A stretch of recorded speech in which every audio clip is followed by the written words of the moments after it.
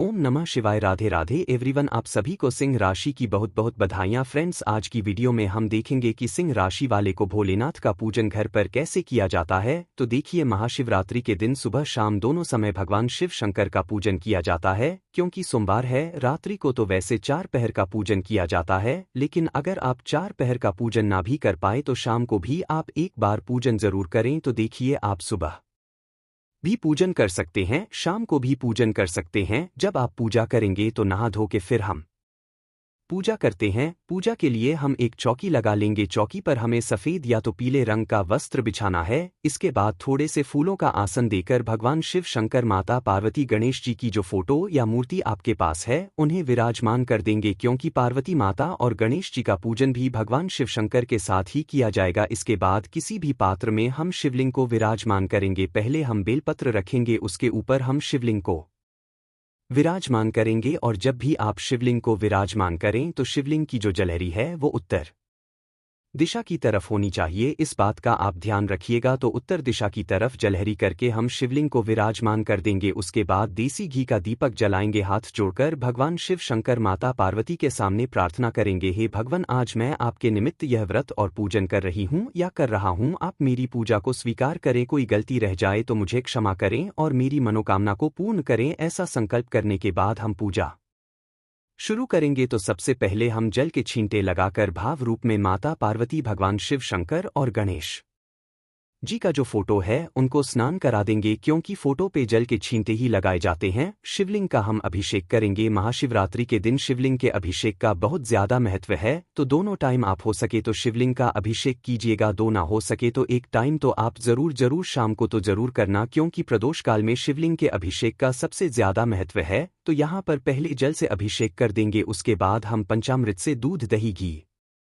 शहद, शक्कर, पांचों चीजों को मिला के अभिषेक करेंगे। पंचामृत ना हो तो आप कच्चे दूध से भी अभिषेक कर सकते हैं। और देखिए, पंचामृत और कच्चा दूध हमेशा स्टील के बर्तन में लीजिएगा। स्टील का या चांदी का बर्तन आप ले सकते हो। और जल के लिए आप तांबे का बर्तन लीजिएगा। तो पहले हमने जल से अभिषेक किया, फिर पंचामृत से अभिषेक किया, उसके बाद फिर से हमें जल से अभिषेक करना है। 3 बार भगवान शिव शंकर का अभिषेक किया जाता है। उसके बाद हम चंदन से तिलक करेंगे। तो यहाँ पर गणेश जी को, माता पार्वती को, भगवान शिव शंकर को और नंदी को, शेर को, सभी को हम यहाँ पर चंदन से अभिषेक तिलक कर देंगे। और शिवलिंग पर भी भगवान शिव शंकर को भी हम चंदन से तिलक करेंगे। उसके बाद गणेश जी को, माता गोरा को हम रोली से तिलक करें। सभी को तिलक करने के बाद तिलक के ऊपर अक्षत यानी चावल समर्पित कर देंगे। और अगर आपके पास भस्म है तो आप भगवान शिव शंकर को भस्म भी जरूर समर्पित करें। अगर भस्म नहीं है तो सिर्फ चंदन समर्पित कर सकते हैं के रूप में सभी को कलावा समर्पित करेंगे। अगर आपके पास जनेऊ है तो आप भगवान शिव शंकर को जनेऊ समर्पित करें। जनेऊ नहीं है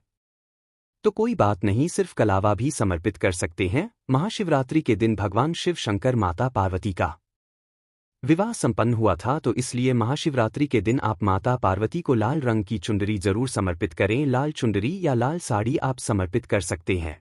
इसके बाद भगवान गणेश जी को, नंदी भगवान को हम द्रवा घास समर्पित करेंगे। शिव शंकर भगवान को हम बेलपत्र समर्पित करेंगे। शिव पूजा में बेलपत्र का बहुत ज्यादा महत्व है। तो बेलपत्र आप जरूर समर्पित कीजिएगा। बेलपत्र की चिकनी साइड शिवलिंग को स्पर्श कराते हुए हम बेलपत्र चढ़ाते हैं। 2, 5, 9 नवंबर 1921, 51 कितने भी बेलपत्र आप चढ़ा सकते हैं। उसके बाद भगवान शिव शंकर की जो भी प्रिय चीजें हैं वो हम चढ़ाते हैं।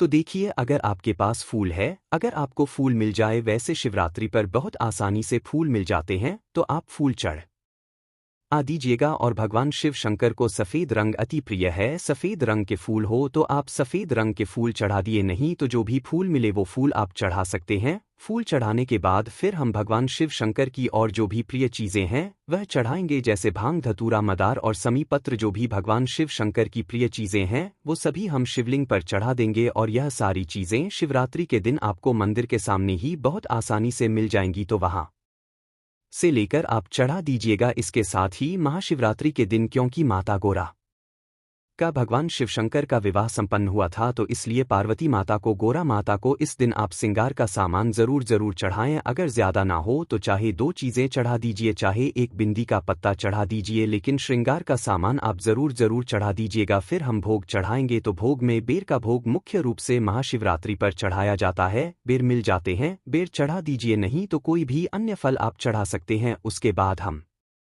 दक्षिणा चढ़ाएंगे, यथासंभव आप दक्षिणा चढ़ा दीजिएगा और फिर हम यहाँ पर धूप दीप दिखाए और इस समय पर आप कोई भी पाठ कर सकते हैं। तो देखिए, 1 लोटा जल लेंगे, अपने सीधे हाथ में थोड़े से चावल और फूल ले लेंगे। आप इस टाइम पर शिव महापुराण का पाठ कर सकते हैं, आप चाहे शिव चालीसा पढ़ सकते हैं या आप महाशिवरात्रि की व्रत कथा भी सुन सकते हैं। तो जो भी कथा कहानी, जो भी पाठ आप करना चाहते हैं वह आप इस टाइम पर कर सकते हैं। सुनने के बाद जो हाथ में फूल और चावल लिए थे वह हम शिवलिंग पर चढ़ा देंगे। इस तरह से हमारी कथा पूर्ण हो जाएगी। उसके बाद हमें आरती करनी है, तो जो दीपक हमने जलाया है उसी से हम आरती करेंगे। बहुत ही प्रेम पूर्वक पहले गणेश जी की आरती करेंगे, फिर भगवान शिव शंकर माता पार्वती की आरती करेंगे। आरती करने के बाद हाथ जोड़कर पूजा में रही कमियों के लिए क्षमा याचना करेंगे और अपनी मनोकामनाओं को पूर्ण करने के लिए भगवान से प्रार्थना करेंगे। इस तरह से हमारी जो शिवरात्रि की पूजा है वो पूर्ण हो जाएगी। तो इस तरह से हम पूजा करते हैं। फिर हमें क्या करना है, जो जल का लोटा है यह तो हम अर्घ दे देंगे और उसके बाद जो चौकी